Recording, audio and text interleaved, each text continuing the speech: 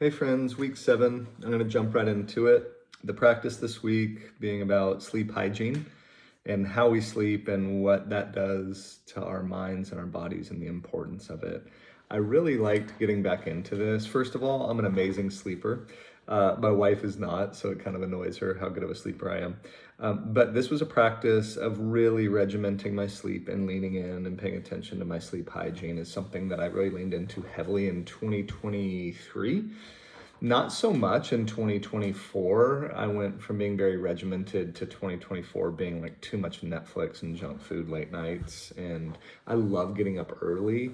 And when I stay up late, I still get up early. So that just wasn't good. So this was me getting back into it. And I kind of had already been doing that the new year. And this just reinforced that for me. So I would say for me, getting a real sound machine and not a white noise on my phone kind of app is so good for me. I think it's called Dome, but it's like a not tactile, but anyway. It's not digital, but it's like a real things moving inside of the sound machine that makes noise. It's beautiful, love it.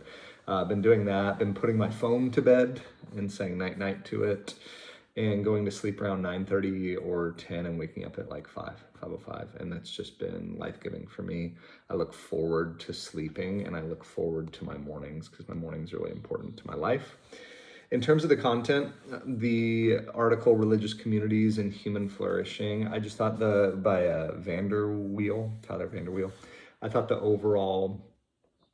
overall concept or the overall data just saying that participation in religious services is associated with numerous aspects of human flourishing, including happiness and life satisfaction, mental and physical health, meaning and purpose, character and virtue, and close social relationships. I just found the data and the social science fascinating.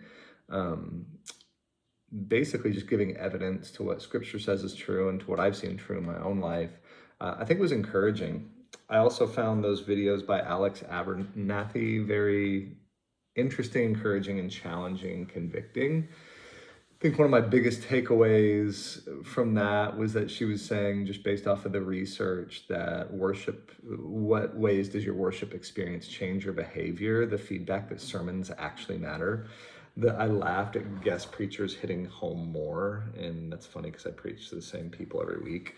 So that also makes sense. And I've been a camp speaker, and people think you're so amazing, and you're just saying the same thing that their pastor's been saying. It's just hilarious. But I love this idea that, when somebody speaks on forgiveness, shares vulnerable about their own experience of forgiving, that it actually leads to somebody going and forgiving somebody that they need to forgive.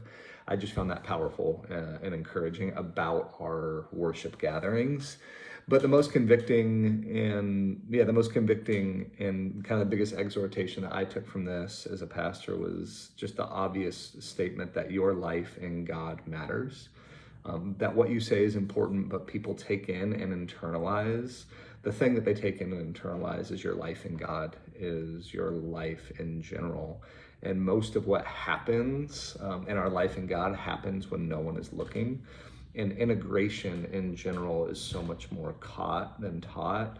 And I am learning that in this season in a profound way, and I'm thankful for it. And that was just a reminder that integration is more caught than taught, and most of what happens in our leadership is happening when no one is looking. So those are my big takeaways.